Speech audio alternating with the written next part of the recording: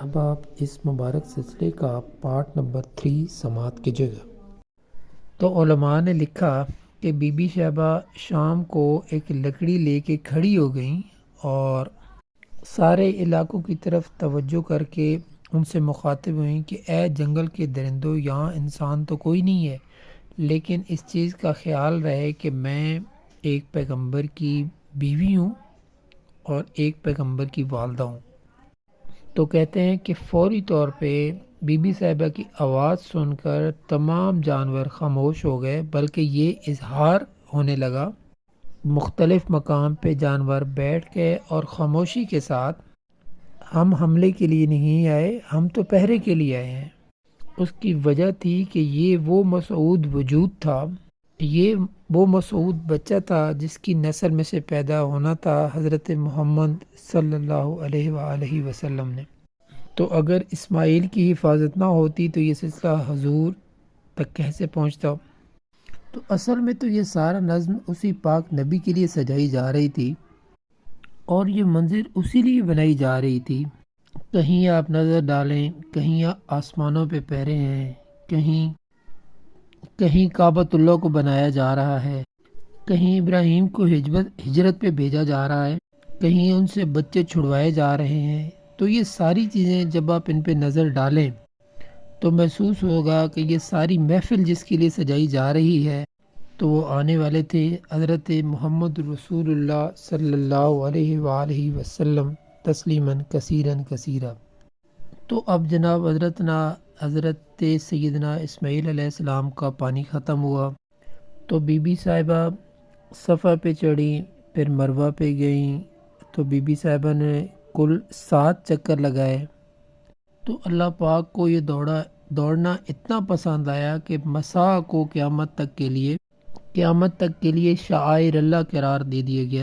تو اب جناب بی بی صاحبہ کے کان میں آواز آئی جاء الغوث کہ اللہ کی مدد آ گئی، اللہ کی مدد آ گئی۔ بی بی صاحبہ نہ گھبرائیں، تو بی بی صاحبہ کھڑی ہو گئیں اور کہنے لگیں کون ہو آواز دینے والے، سامنے آؤ۔ خیر سامنے کوئی نہ آیا۔ پھر آواز آئی کہ بی بی صاحبہ نہ گھبرائیں، اللہ کی مدد آ گئی۔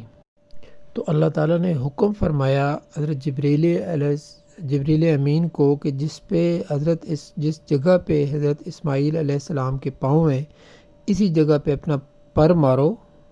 تو یہاں آ کے جبریل امین نے اپنا پر مارا تو یہاں سے چشمہ زمزم کا نکلا۔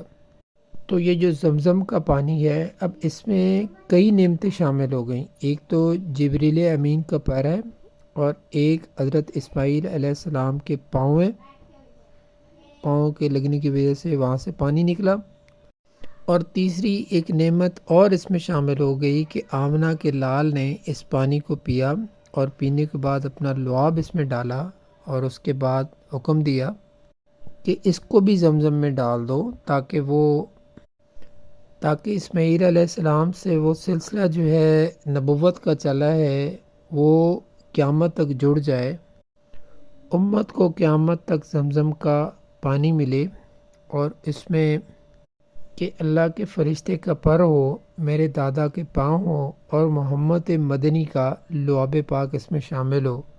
تو اس لیے علماء نے لکھا ہے کہ زمزم کا پانی جو ہے وہ جنت کے پانی سے افضل ہے، حوض کوثر سے افضل ہے اور جنت کی نہروں سے افضل ہے۔ اور اس کی وجہ یہ ہے کہ جنت کی نہریں تو اللہ تعالیٰ کے حکم سے پیدا ہو گئیں، کن تو پیدا ہو گئیں وہ، اور اسباب کی حد تک تو وہاں پہ کوئی چیز نہیں ہے۔ حکم دیا اللہ تعالیٰ نے کہ جنت بن جا تو جنت بن گئی، اور پانی کو حکم دیا تو نہریں بن گئیں۔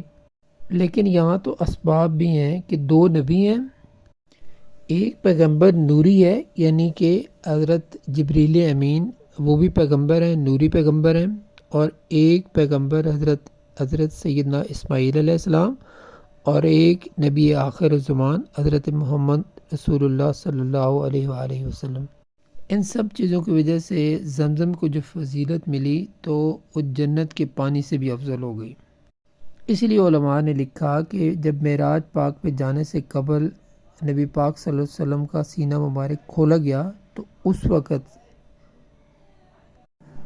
ہر چیز جبرائیل جنت سے لائے، لیکن پانی جو تھا وہ زمزم کا لیا گیا، جو اس چیز کی دلیل تھی کہ زمزم کا پانی جنت کے پانی سے افضل ہے۔ ورنہ اگر کوئی اور پانی افضل ہوتا تو جبریل کے لیے کون سا مشکل تھا کہ وہ پانی وہاں سے لاتے، جب ساری چیزیں جنت سے آ رہی تھیں تو پانی کو وہاں سے لانا کون سا مشکل تھا، لیکن پانی جو تھا وہ زمزم کا لیا گیا۔ سارا سامان جنت سے لایا گیا، جو ٹانکے لگانے کے لیے دھاگا تھا وہ بھی جنت سے لایا گیا، تمام تر چیزیں جنت سے تھیں، لیکن پانی جو تھا وہ جنت سے نہیں لایا گیا، پانی زمزم کا تھا، چونکہ افضل رسول کا افضل دل افضل پانی سے دھل سکتا تھا۔ تو اس لیے اللہ تبارک و تعالیٰ نے اس پانی کو ایک شرف بخشا۔ اب اتفاق یہ ہوا کہ یمن کے علاقوں میں ایک تھی سد معارب۔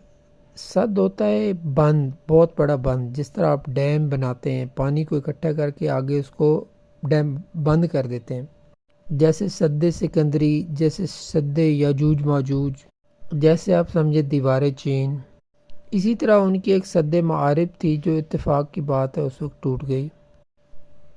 سد معارب ٹوٹ گئی، وہ پانی پھیل گیا اور وہ پانی ان کا سارا استعمال ہو گیا، چونکہ وہ پورا سال اکٹھا کرتے تھے، پانی کو استعمال کرتے تھے۔ اب جب وہ ٹوٹ گئی تو سارے کا سارا پانی وہاں سے نکل گیا۔ تو اب یمن کے قبائل جو تھے وہ نکلے مختلف علاقوں میں آباد ہونے کے لیے کہ اب ہم کہاں جائیں، پانی تو یہاں سے ختم ہو گیا۔